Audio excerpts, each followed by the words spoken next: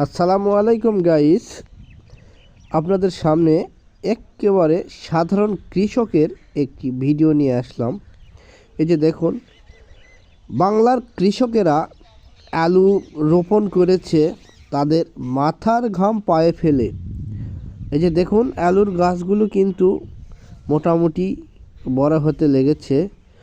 বর্তমানে যে শীতের যে তীব্রতা এবং আকাশ থেকে যে গুড়ি গুড়ি বৃষ্টির মতো কুয়াশা পড়তেছে, এতে আলুর ফসল করা কৃষকের জন্য খুব ব্যয়বহুল এবং কষ্টদায়ক হয়ে যাবে। কারণ বর্তমানে যে কীটনাশকের দাম, এই কীটনাশক ঔষধ স্প্রে না করলে আলুর ফসল উৎপাদন করা কৃষকের খুব কষ্টকর হয়ে যাবে। কারণ কীটনাশক প্রয়োগ না করলে আলুর ফসল করা খুবই কষ্টকর।